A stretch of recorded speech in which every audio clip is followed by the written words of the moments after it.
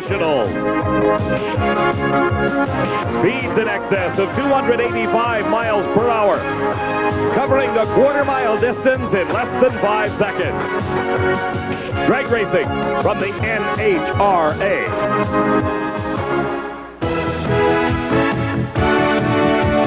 16 times a year across the United States and Canada, professional drag racers gather to battle in the $1 million Winston Championship Series. The first third of that season is completed with the 5th event, the 13th annual Cajun Nationals at State Capitol Dragway, played to a track jammed with enthusiastic race fans. They were treated to some spectacular action as 26-year-old Darrell Gwynn was trying for his second win in a row, having previously taken the inaugural Mid-South Nationals title. Gwynn was matched with Joe Amato, himself making his 4th final round appearance in 5 races. Gwynn dominated the race, winning at 5.16 seconds elapsed time at over 273 miles an hour. In the finals of Pro Stock, Bruce Allen had to use the superior power of his Chevy Beretta to drive down the surprising Morris Johnson Jr. Johnson had a big advantage at the starting line, but Allen was able to come from behind with a speed of over 187 miles an hour at 7.44 seconds. Victory is sweet whenever it comes, and for 49-year-old Bruce Larson, it took over 20 years of trying before he won his first NHRA funny car title. Larson raced the reigning and 3-time Winston champion Kenny Bernstein in the Cajun Nationals finals and pulled off a stunning upset in one of the closest races of the year. Larson used his quicker start off the line to overcome the better time turned by Bernstein. The focus on the Winston drag racing scene now shifts to National Trail Raceway just outside of Columbus, Ohio. Hello, everybody. I'm Dave McClelland, and welcome to the 24th annual running of the NHRA Springnationals. And for the 24th year in a row, the Springs are treating the fans to all the racing drama and action that they could hope for. With more on that story, here's my co-commentator and good friend, Steve Evans. David, everywhere we go this year, it's the same beautiful scene. Grandstands just packed with people. Fans who cheer louder than any I've ever heard at any motorsports event. And the pits, well, they're just packed with people crowded around their favorite race cars. And there's a lot of reasons, I'm sure, for the popularity of NHRA Championship drag racing. But this season, one stands out, and that's how even the competition is. Consider, there have been 5 races and 5 different funny car winners. 4 different Pro Stock drivers have found their way to the winner's circle, and in Top Fuel, 3 drivers have won. There is just not a dominant team so far. And of course, drag racing is so famous for very tight finishes. And we saw some earlier today when the pros ran their first round.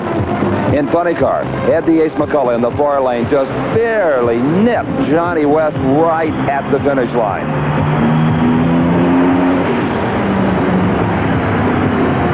Now, Gene Snow made the big statement in round 1 of Top Fuel. He asserted himself to an all-time National Trail Top Fuel record, 5.21 seconds.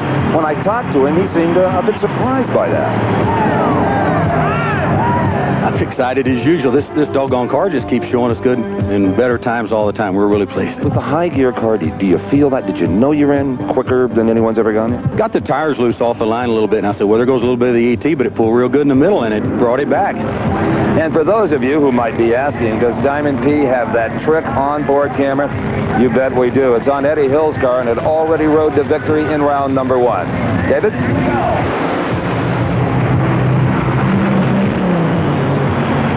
Thank you, Steve, and we really do love that in-car camera shot, as does the 3rd member of our broadcast team. He is a 3-time Top Fuel World Champion. He's been looking at that view for 30-some years, Don Garlits. This is a tricky racetrack today, Don. How are the racers going to compensate? Well, this is definitely going to be a situation where the crews and the crew chiefs are going to have to make the right decisions, because the drivers are just not going to be able to completely handle this from the cockpit. These cars are going to have to be set properly before they ever get to the line, Dave. Don, we sit here and talk about a tricky racetrack. Actually, what are we referring to? In this particular situation, Dave, this track changes from run to run. You can make a good run in a lane one time and come back and smoke the tires, and that is driving these crews crazy. Well, Don, what physically can they do to stop the car from smoking the tires? It's up to the crews to make the adjustments, I think, basically to the gear ratios and to the clutch settings. If they don't get that right, they're going to smoke the tires here. Can they detune the motor, take horsepower out of it? It's hard to detune motors, and your competitors are running 280 miles an hour in 520. On the racetrack now, our competitors in the second round of competition. We find Darrell Gwynn out of Miami, Florida, the hottest driver on the circuit today, racing against Dennis Forcell in his rookie season as a top fuel driver. Both Gwynn and Forcell came up from the alcohol dragster ranks, a tremendous amount of experience for both drivers. I think, Dave, that coming up through the alcohol ranks is going to help these guys on this track. And it's a good start for both cars. No tire smoke. And Darrell Gwynn advances into the semifinals. Here's their lap time, 5:35, 270 miles an hour. Don, that's off pace from his qualifying effort. Yes, it is. It indicates, Dave, that he was perhaps pulling on that brake at the start to keep those tires from breaking loose. And Darrell has had a lot of experience in that department. Here's Gary Ormsby. Ormsby racing against Joe Amato. Amato is currently leading the Winston Championship points chase and is one of the most feared drivers here today. Especially being that he has top speed of the meet at over 280 miles an hour, which indicates the horsepower that Tim Richards is generating for that team. Tim Richards, of course, the crew chief on Joe Amato's race car. Amato has been in the finals 4 times thus far this season, has yet to win a race. Gary Ormsby was in the final round of last season's Spring Nationals, losing to Dick LaHaye, who himself lost to Eddie Hill in the first round of racing today. Don, with the horsepower generated by Joe Amato at speeds over 280 miles an hour, could that not present problems? It'll present a problem unless Richards has got the clutch set properly. Both cars coming into the staging beam. And Amato up in smoke. Gary Ormsby advances to the semifinal round.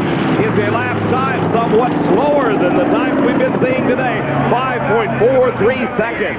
But the win counts for Ormsby as he goes into the semifinal round of 4. Don, as we look again, what happened to Amato? I think this situation is just what we were talking about. He didn't change anything, but the track did not hold the car this time. A tough break for Amato. Let's go to the far end of the racetrack and Steve Evans.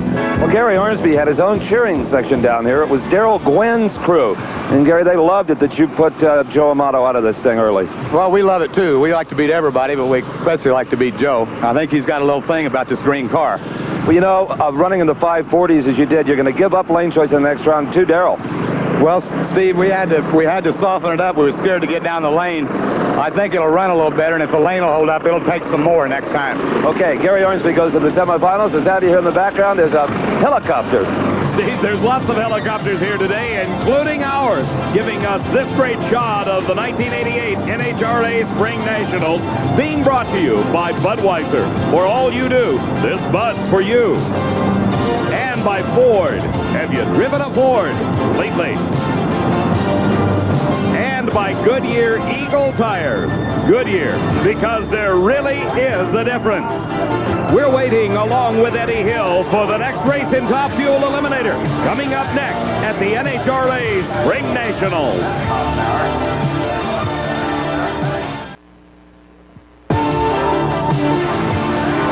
We're back at the NHRA Budweiser Spring Nationals.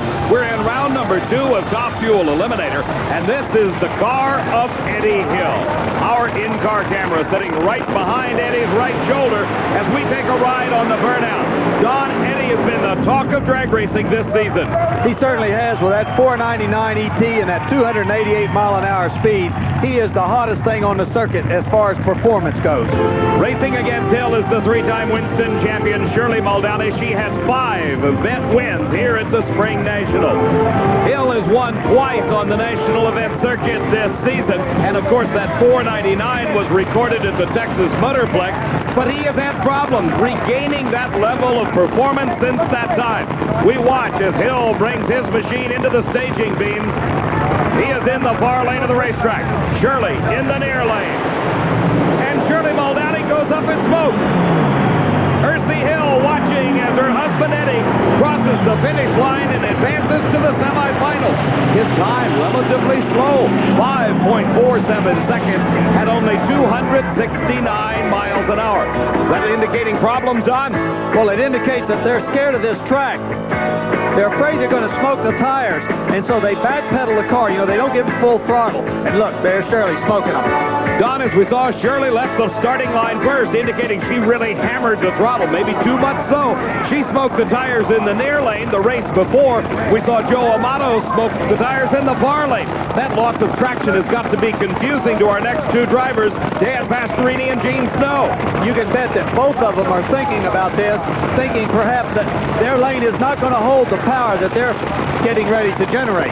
Dan Pastorini getting ready to do his burnout. The burnout is designed to heat the tires up to optimum operating temperatures, provide as much traction as possible. And Snow has problems on his burnout. He barely smokes the tires. He may be confronted with a traction problem that he cannot solve. In the meantime, let's go to Steve. Well, Eddie Hill arrives down here trailing engine smoke in 5.47 seconds. Not a number you wanted to hear.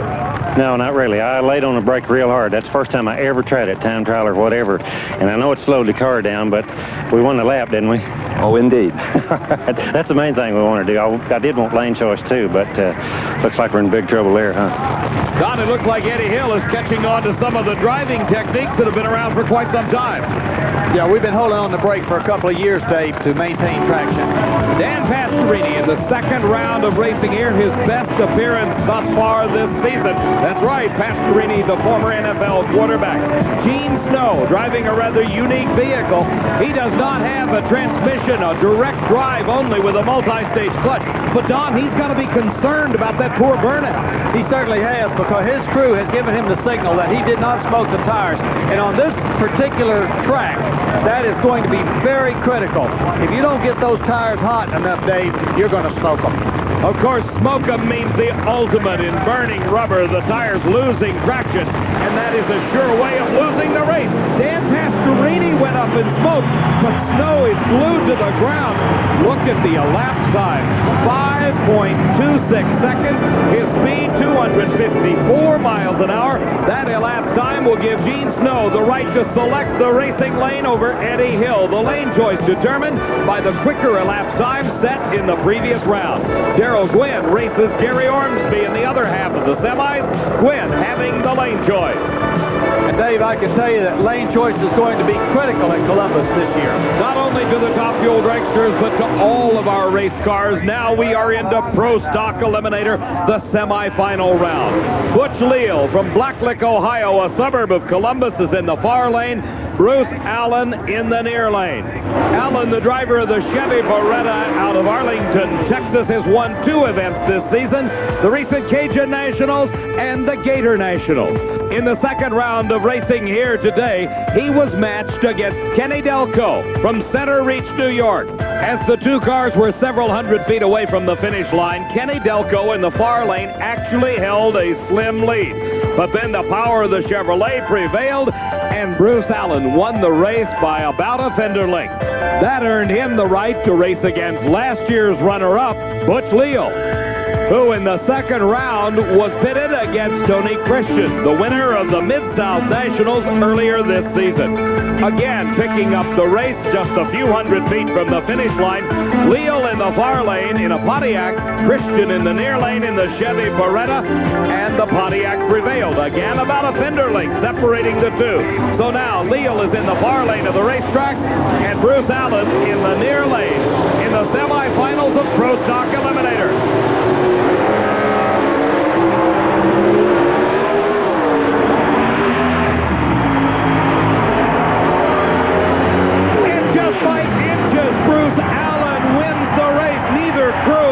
Who won, but the electronic judge scored it.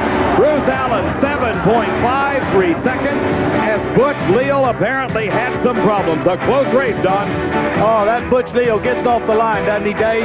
Look at that. He's out there in front of Bruce Allen, and I'll bet you at this point, Bruce Allen saying, am I ever going to catch this guy? And they go down the racetrack, and all of a sudden, something goes wrong with Leo's car, and Bruce Allen just nips him. Let's go to Steve. Anyone who follows pro stock racing closely could have almost written that scenario. It was Leal off the mark by a bit and the powerful rear-end Morrison car, Bruce Allen from behind. Bruce, nice pass. Yeah, we were a little lucky there. Butch broke his engine or broke something. He was definitely ahead of me. I was pulling on him, but I don't think I'd have caught him. He's tough as always, and I'm just glad we won. Well, I'm sure the whole team is. We'll see you in the finals. Thank you. Don, that was a big break for Bruce Allen. You bet. It puts him in the finals. Bob Glidden coming out of the burnout area. He's driving a Ford. It is the Ford versus Chevy matchup that the fans love, as Joe Lapone will be his competition. Glidden in the far lane of the racetrack has had problems earlier this season, but at this event, he seems to have regained the performance level that carried him to 8 Winston Championship titles. The entire Glidden family, based in Whiteland, Indiana, is involved in the operation of this race car, which in the second round of competition was matched against Nick Nicolas from Jackson Heights, New York.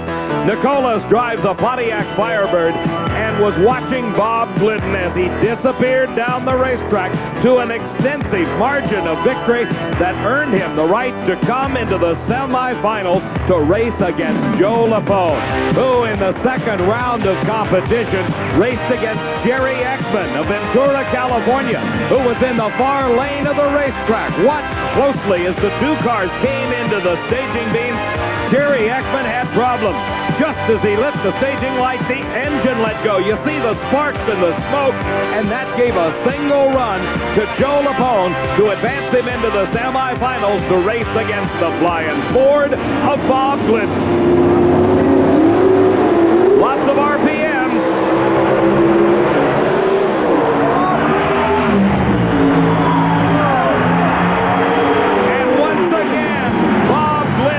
Substantial margin of victory, runs a great 7.46 seconds at 186 miles an hour. That sets up the finals. It will be Bob Glidden against Bruce Allen, with Glidden and his Ford having the choice of lane. Back in the Darrell Gwynn pit area, they're hard at work, Don. Yes, the Gwynn pit crew takes the engine completely apart each time, Dave. Some of the crews do this, but I think it's smarter to take the engine apart and make sure of what you've got. It certainly paid off this season for Darrell Gwynn. Let's go to Steve with Bob Glidden. Okay, what happens now in the pits? The nitro cars, they take them all apart. What do you and Etta do? Well, we've had to clutch out everything apart every run here, and we'll do it again before the final. We've been going a little softer, and we're going to have to wait and see what the weather does. If it cools off, we might take a little bit of a chance. We won't take much. We're going to keep it on the safe side. Okay. See you in the final round. The winningest driver ever in NHRA competition, Bob Glidden, will be racing Bruce Allen in the finals of Pro Stock. That comes up a bit later at the NHRA Springnationals. Back at the NHRA Budweiser Springnationals at National Trail Raceway near Columbus, Ohio, the crew of Eddie Hill's Top Fuel Dragster, led by Fuzzy Carter, the crew chief, hard at work getting that racing car ready for the semifinals. Right now on the starting line, you can hear in the background the engines coming to life for round number 2 of funny car competition. This is the 4-time Winston champion, Don Prudhomme, racing against Mike Dunn, a second-generation drag racer, following in the footsteps of his father, Jim Dunn. Mike Dunn has the unique distinction of being the only funny car driver over 280 miles an hour. He holds the record and top speed of this race. Don Prudhomme has won 35 national event titles in his long career, and in the first round of racing was matched against the Chevrolet Beretta driven by Ron Dudley from Tulsa, Oklahoma. As they left the starting line, Dudley in the right-hand lane of the racetrack, as we view from the far end, was in serious trouble. A huge engine explosion and resulting fire. He had a huge fire, and the heat just got intense in the car. Look at, he's steering it, trying to bring the speed of the vehicle down by swerving it, getting over closer to the guardrail, finally actually hitting the guardrail to stop the car. Don, that car was on fire from the inside out. The fiberglass was burning on the inside. All 4 tires were on fire. Dudley had difficulty seeing where he was going, not only because of the fire, but the absolute intense black smoke that billowed out. You see in the background that red, white, and blue truck beginning to roll. That is the NHRA Safety Safari, and they were on the scene 4 seconds after Ron Dudley came to a stop. Take a close look at this Safety Safari crew in action. Watch the man in the center of your screen in the fire suit. That is Jerry Grice of Shreveport, Louisiana. He dove inside the car trying to reach Dudley in the midst of all that flame and smoke, and then tried to rip the body off with his hands. And as a result of the safety crew's efforts, Dudley was extricated from the car, airlifted to a Columbus hospital where he is in serious but stable condition. A lucky man. Worst possible scenario I've ever seen, Dave. The Safety Safari's efforts were superb. You bet they were, Don. This is round number 2 now of Funny Car Eliminator. Mike Dunn in the far lane, and Prudhomme smokes the tires. And it's an easy win for Mike Dunn. Don, you know that Safety Safari crew paid a price for getting to Ron Dudley. Jerry Grice was hospitalized with severe smoke inhalation and a wrenched shoulder. Randy Robbins hospitalized with burns about the hands. Butch Orr burned on the arms, and Ronnie Davis, NHRA's EMT, was burned as he was resuscitating Ron Dudley. They are the hidden heroes of our sport, Dave, and every racer in the pits owes a debt of gratitude to those men. That's the NHRA Safety Safari. On the starting line, the continuation of round number 2 of Funny Car Eliminator. In the far lane of the racetrack, it is Kenny Bernstein. In the near lane of the track, in the Oldsmobile, is Dale Paldy. Bernstein is the reigning Winston champion. In fact, he has won that title for 3 consecutive years. In the first round, Bernstein defeated last year's Springnationals runner-up, Jim Head from Columbus. Dale Paldy in the first round defeated the current Winston points leader, Mark Oswald. Oswald, driving the Candies and Hughes car based out of Houma, Louisiana, had his share of problems. He was in the far lane of the racetrack. Dale Paldy was in the near lane. Oswald could have easily defeated Paldy on this run, but for one problem. As he left the line, he lost control, crossed over the center line of the racetrack, which disqualified him and made Paldy the winner. Well, I'm sure Mark Oswald's first question is, did I or didn't I? You did. The ruling just came down. You've crossed the center line, and of course you know the rules automatically. I knew it was close. There just wasn't any traction. Just fighting for control? Yeah, just trying to stay ahead of him. You know, you can't see the other car. You got to keep trying. And that tightens up that Winston points chase. Oswald was the leader. The number 2 car is Kenny Bernstein. And Paldy smokes the tires. Bernstein has real problems holding that car in his lane of the track. Bernstein, 5.73 seconds. Don, that was quite a driving job. Yes, it was. Very seldom do you see cars smoke the tires that hard, that far down the track. Bernstein definitely had his hands full. This is John A. Martin, a San Dimas-based California racing team that this season is making more appearances on the National Event Tour than any time previously. Against him is the most recent winner on the NHRA National Event Trail, Bruce Larson, who drove his Oldsmobile to victory at the Cajun Nationals in Baton Rouge. Steve? What you're seeing here is a very weary but highly accomplished race car driver. When a funny car smokes the tires that far down the race course, Kenny, you've got your hands full. Great job. Well, thank you, Steve. I appreciate it. Yeah, it was a handful. That's the worst. I don't like that at all. I don't think any driver does like that type of a feel, but yeah, you just got to try to get there, and it wasn't over my head yet, but it was dadgum close. You can see the concern etched on the face of Kenny Bernstein about how to keep that car under control as he advances into the semifinals. Here in the near lane of the track is John Martin. In his first round race, he defeated Jerry Caminito. His competition is Bruce Larson, who previously defeated Chuck Etchels. Don, at this point, these drivers have got to be totally confused about the racetrack. They don't know whether it's slick on the starting line, slick on the top end, which lane is good, which lane is bad. It's just an absolute crapshoot. Both drivers concentrating intently on the start. And a little bit of loss of traction for John Martin. And a clean run for Bruce Larson. Look at the time, 5.50. That surprised you, Don Garlits? Well, I don't know, not too much. He's been very consistent today. He could be in the hunt. In Gene Snow's pit area, the crew disassembling the engine, replacing the parts needed, and just checking everything to make sure it is ready for the semifinal round of Top Fuel Eliminator. That'll be coming up shortly at the NHRA Springnationals. Back at the NHRA Budweiser Springnationals, along with Steve Evans and Don Garlits, I'm Dave McClelland, and over 93,000 fans have attended this 24th annual running of the Springnationals, and they have been treated to some great excitement. Now it's the last race in round number 2 of Funny Car Eliminator. Ed McCulloch will be in the near lane of the racetrack, while John Force will occupy the far lane. By virtue of a quicker ET, Force had the choice of lanes. Don, do you agree with his selection? Yes, I do. I think the racers are just going by who has made the most amount of good runs in what lane. John Force from Yorba Linda, California, has one national event title to his credit, while Ed McCulloch has won 10, including this year's Southern Nationals Championship. And Dave, if there's anyone that can figure out this near lane, it's Ed McCulloch and crew chief Bernie Federley. They're tops in the business. Well, Don, the head wrench on John Force's car is no slouch. That's Austin Coyle. He's got a couple of championships under his belt, and he knows what he's doing. In fact, he's got some devices on that car that will really help at this track. Don, the dashboard of that car looks like the instrument panel of an airliner. And it paid off this round for John Force as he defeated Ed McCulloch. A run of 5.61 seconds at a speed of over 262 miles an hour earned John Force the right to race against Kenny Bernstein in the semifinals. And most importantly for Force, that 5.61 second elapsed time gave him the choice of lanes over Bernstein.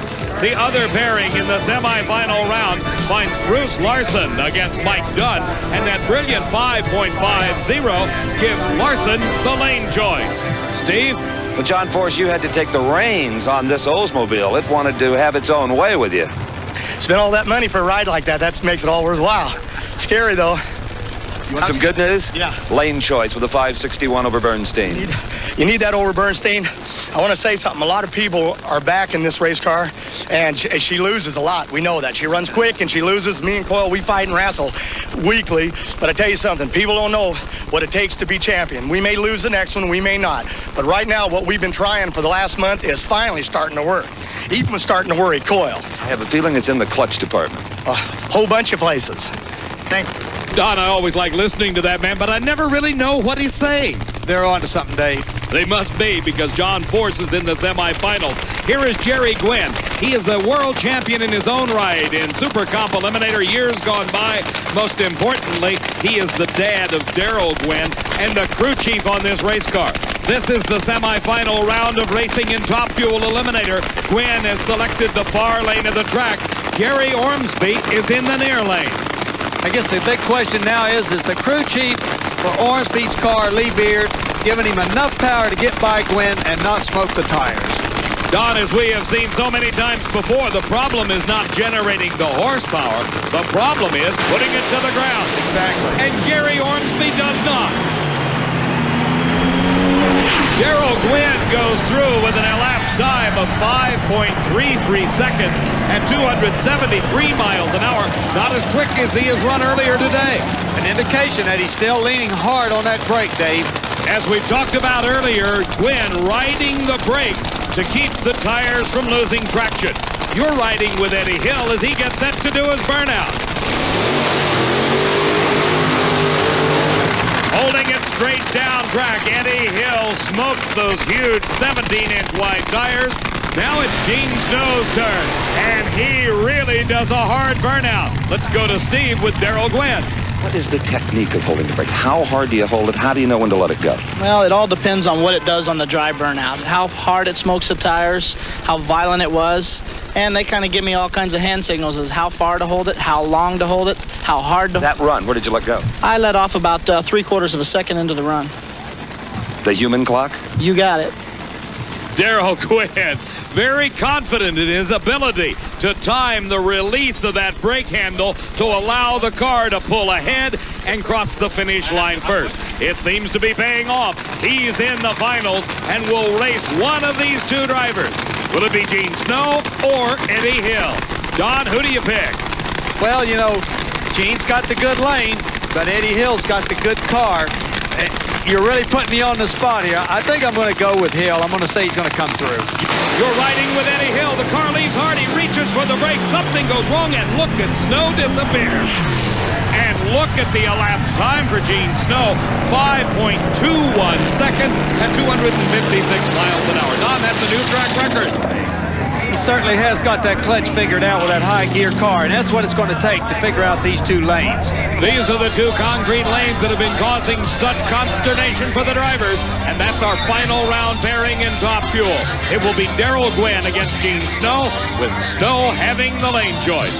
In the pit area, Tim Richards, the crew chief on Joe Amato's car, also helps on the tuning for Bruce Larson. They're talking about possible changes for Larson as they get ready for the semifinals.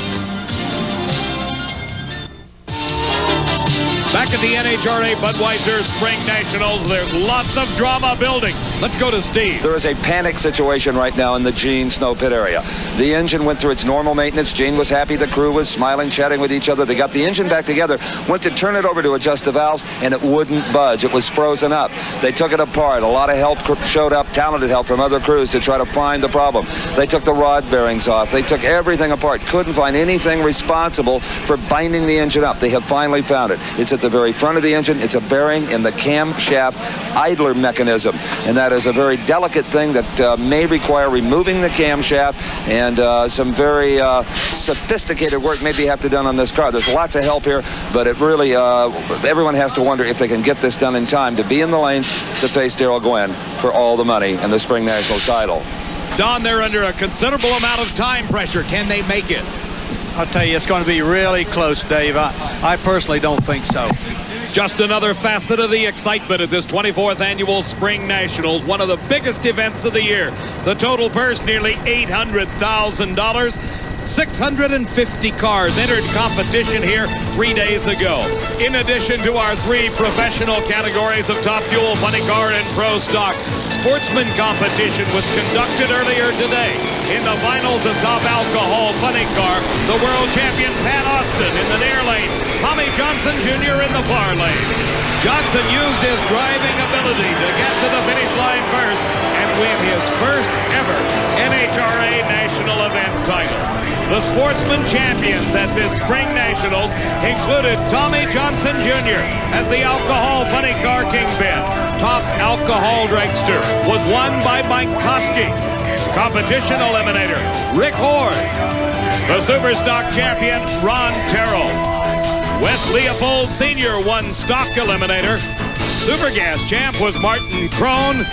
Super Comp, Richard Willard. The Pro Stock Motorcycle champ, David Schultz. And the Super Street winner at the Spring Nationals, Donald Trable. Our congratulations to all the Sportsman Eliminator champions. Now it is time for the semifinals of Funny Car Eliminator. These are the engines using the nitromethane fuel for power and capable of speeds up to 280 miles an hour. Austin Coyle, the crew chief for John Force, directing Force and his Oldsmobile into the proper spot on the racetrack. Dale Armstrong, the crew chief for Kenny Bernstein, doing the same in the near lane. Don, what's your selection? I'm going to go with Force because Bernstein is in the near lane and has been given trouble. Bernstein's got the advantage, but he runs into handling problems. And John Force, for the 15th time in his career, goes into the final round with a 5.57 second elapsed time, his speed over 265 miles an hour. It's been a long time since you've seen Bernstein go out like that, not being able to go all the way to the end. Don, that's just an example of the difficulties of mastering this racetrack. Our final pair in this semifinal round of racing finds Mike Dunn in the near lane as Bruce Larson had the choice of lanes and selected the far lane of the racetrack. In the previous round, he had an elapsed time of 5.50. What's Larson doing different than the other drivers? I think he's running his car a little on the soft side, just enough to get down the racetrack, but not enough to spin the tires. Why doesn't everybody do that? Because you take a definite chance, Dave. There's been good runs made in both lanes, so if you detune your car, you could get outrun. Bruce Larson, selecting the far lane of the racetrack, has the quick time of eliminations thus far. Let's go to Steve. Well, Kenny Bernstein and crew gave that near lane a very intelligent shot. Kenny appeared to get off the throttle when the car just got unmanageable. John Force, a final round. You're headed there with 5:57. 57. It's about time. We've as you know, the Bud car, the raid cars beat us up so many times, and it hurts. It hurts after a race in all sincerity, lay in bed sick, and it hurts. And this time, don't care what happens in the final. We don't have to go to bed hurting or disbelieving in this team. We've all done well. Now, there's a guy in the starting line named Bruce Larson that could take lane choice away from you. Coyle made a statement. He drove by Larson today. He said, the guy makes me just sick. Where did he come from? Out of nowhere. And it's good to see a competitor come out, and Richards and them guys are great, and the help that they're giving him. He's tough. He scares me, but let me tell you something. Paisano really scares me because he goes for the further. The reason they're afraid of Mike Dunn in Joe Pisano's car is because that car's capable of over 280 miles an hour. And that means lots of horsepower, Dave, and if he ever hooks it up, he's out of there big time. A green light start, and Dunn smokes the tires. Bruce Larson into the final round for the second race in a row, and the elapsed time shows he has the choice of lane. 5.54 seconds for Larson.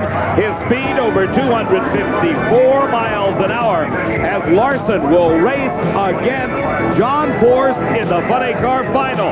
Larson, by 300ths of a second, getting the all-important choice of lane. In Gene Snow's pit area, the work continues, but they're a long ways from getting that racing engine back together. Let's go down track to Steve Evans. It's been a long time since we've had an imbalance in lanes like we're seeing today. So, Bruce, not only were you racing Mike Dunn, you were racing the clock, and you beat both of them. You have lane choice. 5:54 to John's 57. And I even shut off early. Is that how early? I thought I shut off too early. You know, it was one of those brain fade things. I was trying to save the car, but I needed to... All those years of having to save the parts and pieces, it's hard to get over that sort of thing. Yeah, it almost used me up. Okay, we'll see you in the final. Thanks a lot. The finalists in Pro Stock resting easily. Bob and Etta Glidden using the board for a pack stop, while Bruce Allen does the same with his Chevy Beretta. We'll be seeing that race in just a moment at the NHRA Spring Nationals. We're back at the 24th Annual NHRA Spring Nationals. For his thoughts on one of our final round races, let's go to Don Garlits.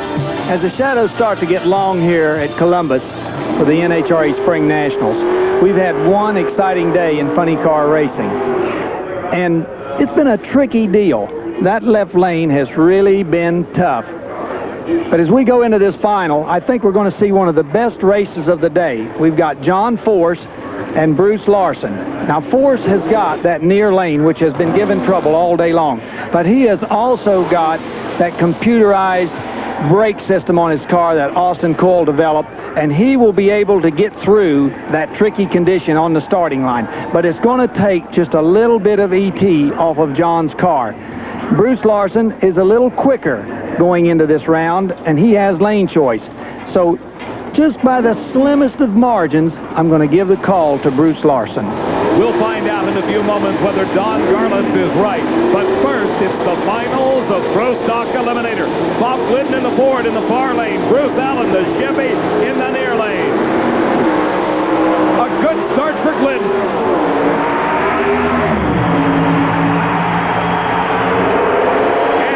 Extends his lead. It was from start to finish. The Ford of Bob Glidden as the family celebrates. Bob Glidden has won his 61st national event title. His elapsed time the quickest of the meet, 7.42 seconds. His speed, 188 miles an hour. Bob Glidden moves first off the starting line and just keeps extending the lead and finally drives the daylight. And that daylight gives Bob Glidden his 8th Spring Nationals title. Low ET, 742. I thought it was really a good run, Steve. The car left the starting line perfectly. The track was a little better because it's cooler, and I'll tell you, we've had a lot of great wins, but believe me, this is the best. Our congratulations to Bob Glidden for his 2nd Spring Nationals title in a row. This man, John Force, has just been told his wife has gone to the hospital in California about to give birth to their 3rd child. Can you imagine the stress and mental pressure this puts on John Force in his final round race? Now let's go to Don Garlits. As we go into the Top Fuel final, it looked like Gene Snow owned this Columbus racetrack. But just moments ago, they tried to turn the engine over and it was locked up. Now, even if they get the engine fixed, it's my prediction that the crew will be so rattled and Gene Snow will be so upset over this terrible thing that's happened right in the last moments that Darrell Gwynn will have a definite advantage.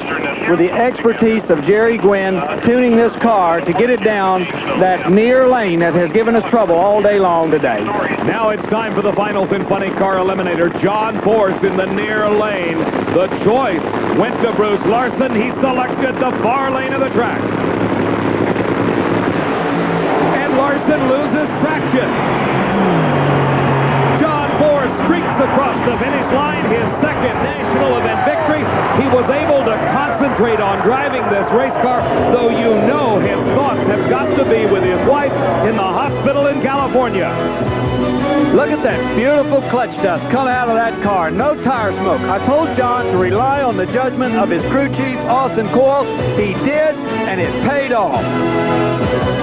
John Force's first win came at last season's Grand Nationals. It was not televised, and that's preyed on his mind ever since. Well, anyone who has seen John Force before on our Diamond P Sports telecast knows that this won't be an interview. This will be a one-man show. Congratulations, John. Is that good? Oh, perfect. Everybody expected you to smoke the tires. It was the other way around. Diamond P wasn't there at Montreal. They're finally here, thank God. Somebody's here to save me. That's right. It's really amazing. Driving these race cars is something, and I did the dry, and Coyle looked in and said, "We're in trouble, buddy, and all that's left is the dashboard. Can you believe planning on a dashboard to win a race?" And I flipped a few buttons, and that old heap worked. I can't believe it. And this Oscar is going to be in California in a maternity ward by, I'd say, tomorrow afternoon. I'm leaving right now. I mean, like they're trying to get me something. Yeah, 6 o'clock. My wife, we're trying to induce labor right now. She's overdue, and I got to get home since I hugged this crew. She wants to name him Oscar, but I ain't doing it if I won. Now, She, Oscar? No, he or she, whatever. She said if you win, we'll call it Oscar or Colombo. When did it finally set in on you? Somewhere down the racetrack that you'd won this thing? Don Garlits come over, had a long old talk with me about lanes and looking at them, and everyone says they're bad, but that don't mean they're bad.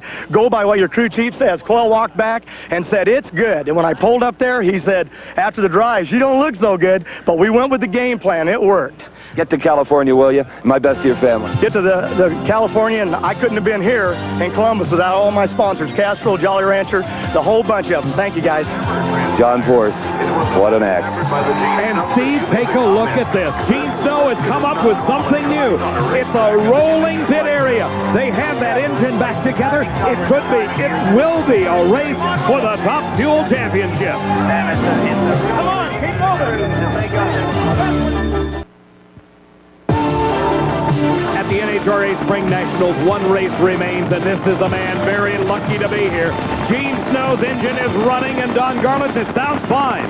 Yes, it does, and it's a real tribute to the crew and all the people that helped him. I wouldn't have bet money on it, I'll tell you.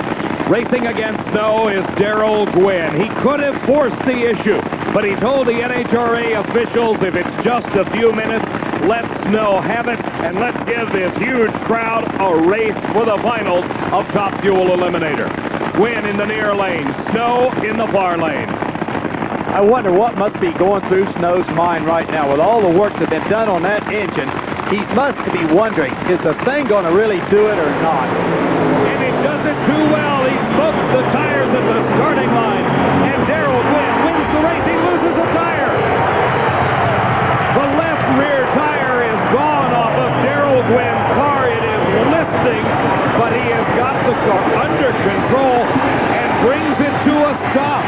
Darrell Gwynn wins his third national event in a row. As he gets out of the race car, he is going to be confronted with a shocking sight. A bare wheel resting against the pavement. A tremendous driving job by Darrell Gwynn. Let's look again. Darrell gets the starting line advantage, not to be denied, while the guys over on Deep Snow Team obviously made too much power for the run. Darrell comes down the course by himself, and just as he goes into the finish line, a tremendous explosion. The tire comes off the car, and look at Darrell holding onto that car to try to make it go straight. It wants to drive over to one side. I've made hundreds of runs in these cars and seen thousands. I've never seen anything like this before. What a driving job by Gwynn. Steve?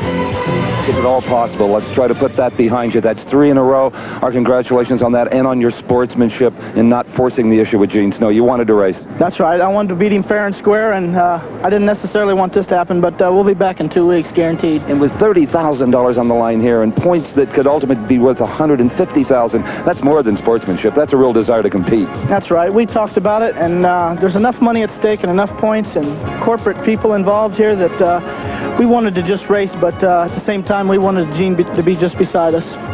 Well, I'll tell you what, you gave us all a thrill and a fright down at the finish line again. What great driving. Thank you very much.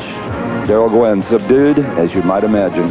Our congratulations to all the Spring Nationals champions. For Don Garlits and Steve Evans, I'm Dave McClelland saying so long from Columbus. The executive producer of Diamond P Sports is Harvey M. Pallage.